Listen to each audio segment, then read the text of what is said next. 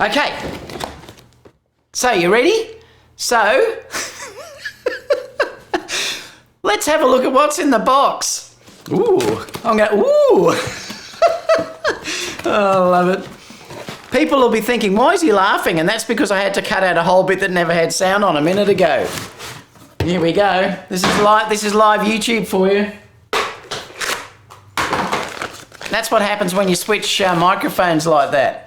All right, so this is the lens. Like I said, it feels quite nice and smooth, nice and light. It is lighter than what I thought it would be, actually. Massive front filter, though. I suppose that's probably to stop flare or anything from coming in. But let me show you the size compared to, say, the 28 to 75. So that will give you a rough idea about the size difference, which is pretty good, but that's without it telescoping down. Now, if we bring this up, say to there, I'll show you, this is probably going to come out quite a long way. So it does come out quite a long way when you wind it up towards the 300 millimeter mark. But like I said, this is a 2.8 lens. This is a variable aperture. It's a 4.5 to 6.3 lens. The beauty of this, though, is it takes the same filter. So it's a 67 millimeter filter. So it takes the exact same filter on this one as well. So again, they've had that consistency of letting you use the same filters all the way through. And I adore that from this. I think that's just brilliant. I'll show you what it's like on the camera. So let me put it on, get a feel of how it is on the A7 III. Feels nice.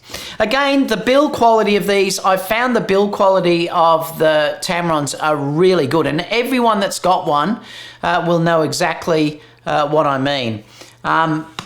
You know, they'll think, they know that they don't mark. It's very, even though they're like a plastic material, it's a very high-end plastic material. And like I said, if you look at my 28 to 75 compared to my other lenses that I've got, this is almost looks brand new, and that's incredible. Like if you look at my 16 to 35 Sony lens, for instance, that is terrible. There's marks, scratches, and everything all over it.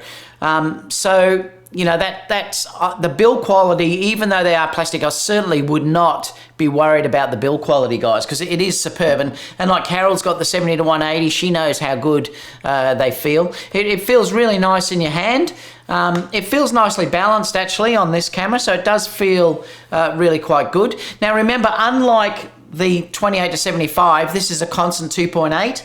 This will zoom up from, and I'll talk about this when I review it, this will go up to 6.3 if you if you go towards 300.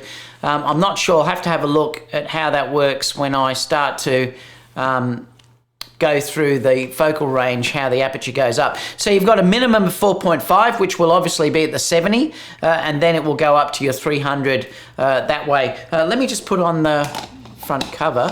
So you definitely wouldn't need a lens cap on that. That really does make it really quite big there. But like I said, if you wanted to go quite small, you could just take the lens cap off. But it may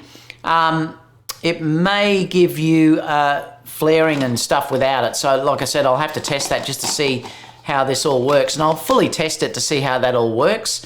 Now, there is no in-body stabilization, so it's like the 70 to 180. You just have to compensate for that with your shutter speed.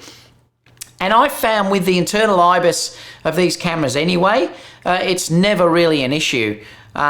So, you know, I'm never worried about that. So, you know, I don't think that's going to be an issue at all, but I'll certainly let you know once I use it. But it feels great. It's got, I think it has weather sealing. Yeah, there's weather sealing around the outside through there. So it is weather sealed as well. Looks good. Looks really good. Like I said, I can't tell you much about this yet because I haven't used it. I've just unboxed it with you guys twice.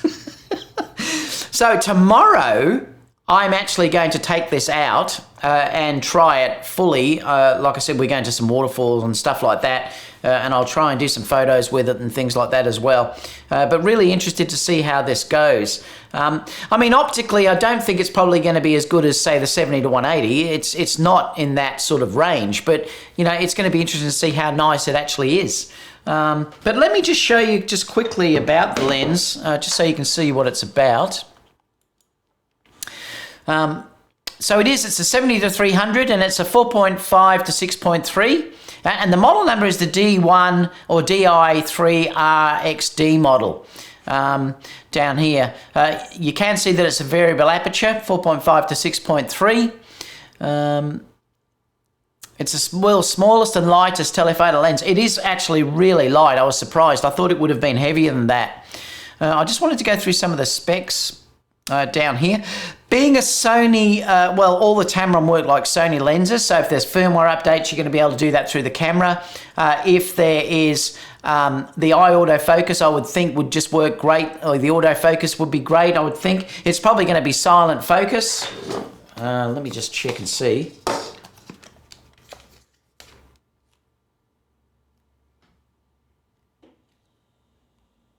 Oh, it's in movie mode. Yeah, I can't hear. I'll put it right next to the microphone. I can't hear anything. That's racking focus, so there's nothing. So it's dead quiet. Looks fast, actually. Looks like it's really fast. Wow. So that looks really good. So it looks like the autofocus mode is in this a dead silent, and it looks like it's really quick. So that's really interesting. Let me just put that on there. What else have we got to say? I'll also be interested to try this too on, say, something like an A6400 to see what sort of reach you can get out of this. It'd be pretty good. I just want to look down the bottom to see what specs it's talking about, what the lens has. Where are we? It'd be down here somewhere. It has got the fast hybrid AF. And I just tested that and it looks like it's really good. Direct manual focus DMF. In-camera lens correction, because remember it acts like a Sony lens, so like I said, you can update it through the camera. It will be good autofocus, you'll have full IAF, etc., things like that. In-camera lens shading, chromatic aberration distortion, and the specifications, just to let you know about it, like I said, I'll review this fully for you. It's got 15 elements and 10 groups. The maximum magnification is 194. It'll be interesting to how close I can come on this as well. It's a 67mm filter. The length is 148 millimeters or 5.8 inches. The weight is 545 grams or 19.2 ounces. And the minimum aperture is f22 to f32. So is that right? Is it f22?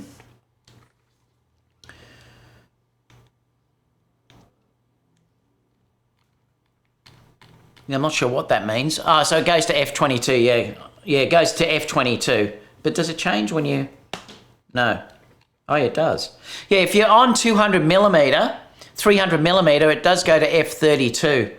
If you're on the lower range, which is 70, it goes to f22. So it looks like depending on where you are in the zoom range, you get a different f-stop. So it will go up to f32 there.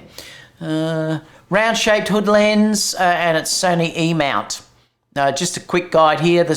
I'll leave the link down to this so you can have a look if you want to. There's the MTF charts there if you want to have a look at the MTF charts, and it just shows you basically how the lens design is there as well. So, I mean, that's really all I was going to show you with this. Carol also said there the 70-180 is a great lens. I find all the Tamron great lenses, honestly. They don't ask me to give a positive review. They're not paying me or anything. I would tell the truth. Like I said, I'll be interested to see how this compares, being that it's more of a lower-ended lens. I think it's not up the quality of what the 70-180 would be, for instance, which is your 2.8 type lens. This is a variable aperture lens. So I'll let you know anyway how it works when I test it. It's designed in Japan. I suppose it would be made in Thailand or something, but it just says on the side there that it's designed in Japan. There's nothing else on them, so there's no real controls on the Tamron. Remember, too, there's compromises as always. Like I've said, you're not going to get in-body stabilization on this lens. But I've found that if I up the shutter speed, it doesn't matter because of the in-camera IBIS anyway. So we're sort of blessed a little bit like that with Sony. It would help with video, I suppose, because it is good if you have a stabilized lens if you're doing video. But if you're using stills, it's never really an issue for me. The price, I don't know, Carol. Let me just see what B&H have got this for. New window. I know it's just on pre-order at the moment.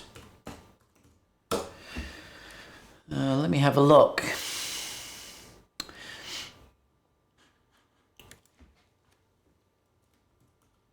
Tamron 70 to 300. Oh.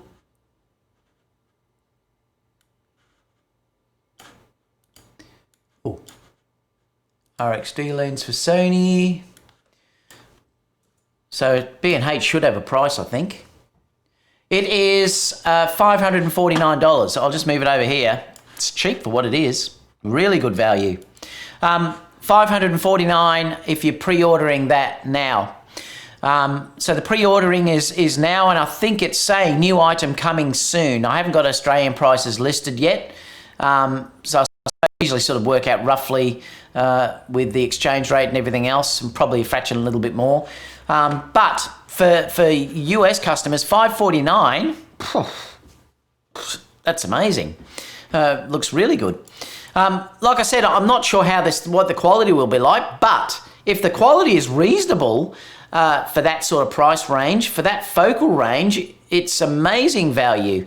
Anthony, it'll probably be under 1,000, I would think, Anthony. So let me just come over to chat and see what you guys are sort of saying about it all. Everyone was having a go at me because the sound was off for a while, I know. So I did redo it all again.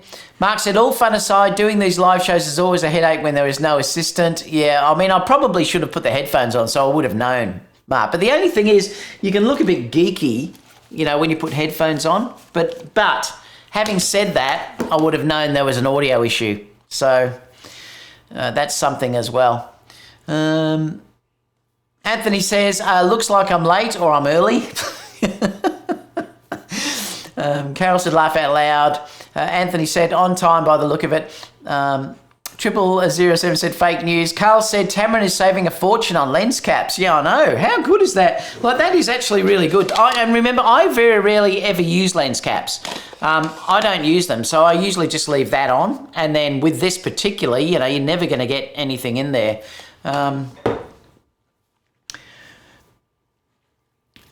Carol said the 70 to 180 is a great lens. It is, and I love that lens. And like I said, eventually I will sell my 70 to 200 f4 version and get that Tamron lens.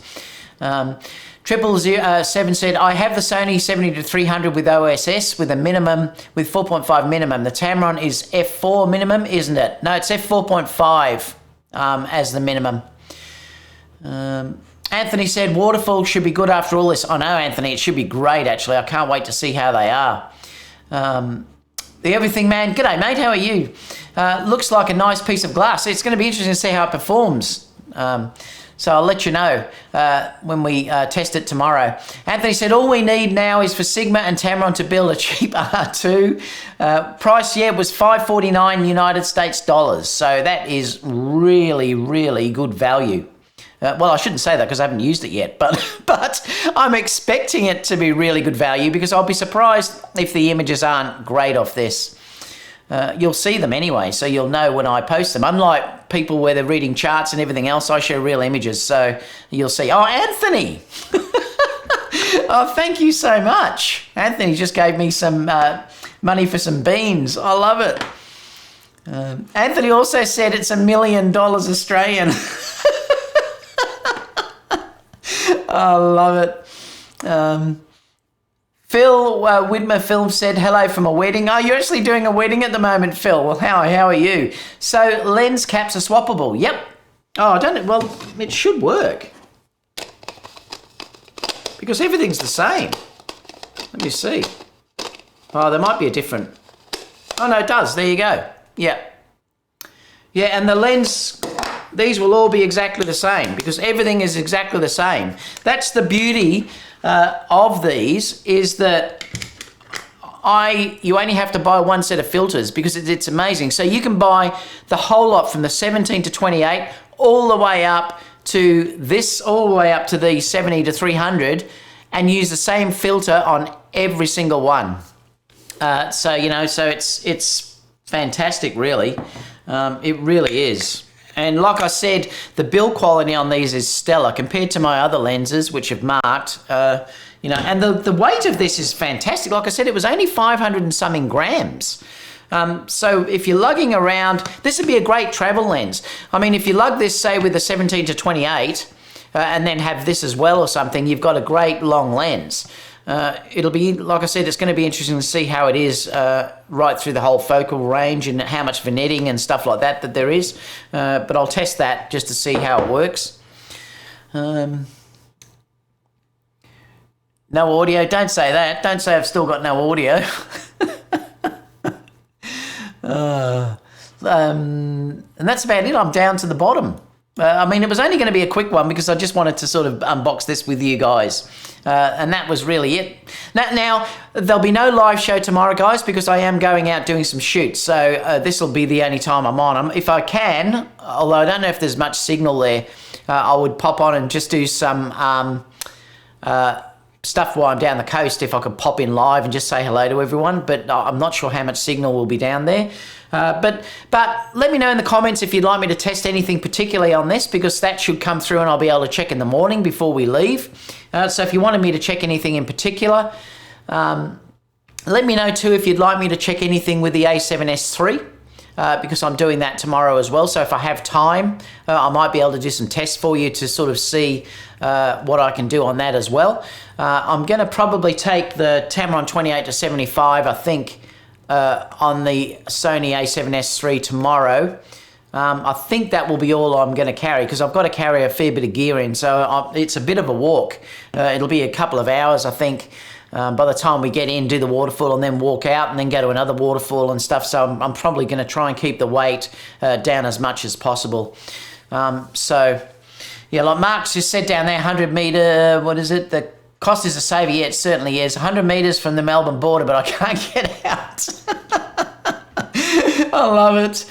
Oh, the funny thing is, Anthony, I'm only a few kilometres from the border, from the Melbourne border. So I'm lucky. I'm in the country. So I'm classified as country, even though I'm only, 10 kilometres away. But they've got police at our border coming into our town to stop people from coming in. So, it's bad. Hopefully we all get out of it soon. So at least I can travel, but Melbourne, you can't. So I'm lucky. I'm just outside that lockdown, and it's a $5,000 fine if you come into where we are classified as country. So, you don't want to be doing that. That's for sure. So I'll let you know how I go. Stay tuned. So in the coming days, I'll have probably a nice video done of just the A7S III to show you what the footage looks like of that. I'll have then a full review of the A7S III. Oh, you're only in Melton, Anthony. Oh, that's terrible. Well, you know how close we are. Anthony's in lockdown, I'm not. And then I'll also give a review of this lens as well in the coming days to let you know how that is as well. So stay tuned for all of those. Apart from that, everyone, that's really all there is tonight. I'm going to have to, Mark said, thank God for Brisbane. I'm going to have to go and have dinner now. So apart from that, I'll see you all in next week's video whenever that comes up, probably Monday or Tuesday. Thanks, everyone. I'll see you all then. Bye for now. I'll go out on this today.